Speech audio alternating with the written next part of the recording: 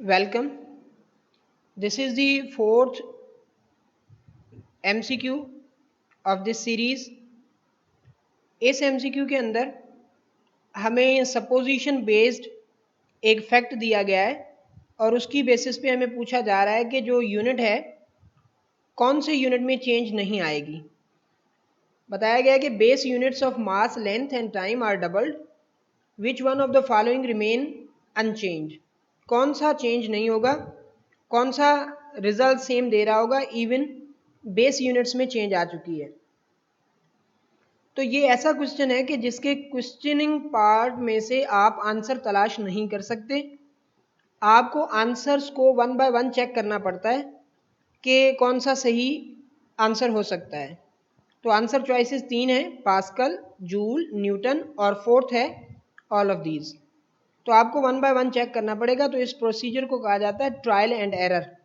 आप चेक करते जाते हैं, ट्राई करेंगे, ट्रायल लेंगे एक का, वो ठीक है तो ठीक है, अदरवाइज आप उसको रिजेक्ट करके नेक्स्ट पे चले जाएंगे। तो सबसे पहले हम स्टार्ट करते हैं पास्कल से। तो पास्कल होता है न्यूटन पर मीटर स्क्वायर।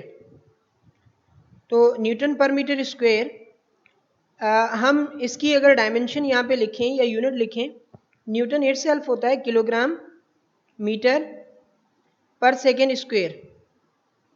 तो ये आ गया हमारे पास न्यूटन का वैल्यू और metre inverse square. So we may write it as, इसको अगर हम इस तरह से लिख दें, किलोग्राम और metre inverse 1 and second inverse 2। So अब जो फैक्ट दिया गया है वो हम इसमें सब्सटीट्यूट करेंगे। मास का यूनिट भी ट्वाइस किया जा रहा है 2 kg, और जो लेंथ का यूनिट है वो भी ट्वाइस किया जा रहा है 2 मीटर, और जो टाइम का यूनिट है सेकेंड वो भी ट्वाइस किया जा रहा है। तो जब वो ट्वाइस किया जा रहा है तो वहाँ पे 2s और उसके ऊपर स्क्वायर भी है, वो स्क्वायर आ जाएगा। सो इन दिस वे हमारे पास जो आंसर मिल रहा है वो ये है कि 2 kg डिवाइडेड बाय, यहाँ पे 2 उसके ऊपर स्क्वायर है 4 हो जाएगा, 4 इंटू 2 8 हो जाएगा। तो ये आंसर आ गया 8 इंटू मीटर सेकेंड और ये square. So finally we may write it as, इसको इस तरह से लिखेंगे कि 2/8 हो गया। इसका मकसद है ये हो जाएगा 1/4, 1/4, ये 1/4 हो गया किलोग्राम। और उसके साथ साथ ये चीज़ मैं नीचे लिख देता हूँ कि पास्कल का हमारे पास रिजल्ट क्या आ रहा है। Pascal equal to 1/4 kilogram into metre inverse 1 और सेकेंड इनवर्स 2, जो कि पास्कल के इक्वल होता है। ये पास्कल के इक्वल हो गया सारे का सारा। So this will be equal to what, equal to 1/4 pascal. तो इसका मकसद है इसमें चेंज आ रही है, ये 1/4 हो जाएगा।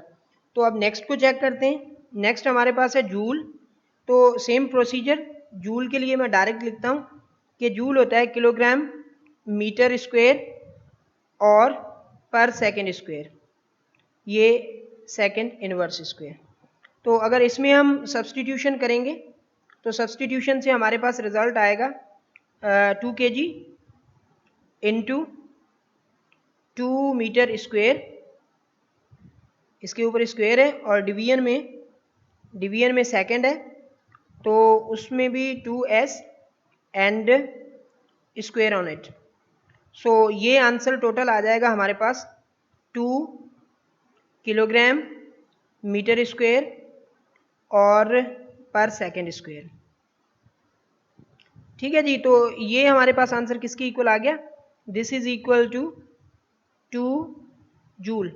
तो पहले जो जूल था उसके ट्वाइस के इक्वल आ गया, मीन्स ये भी चेंज हो रहा है।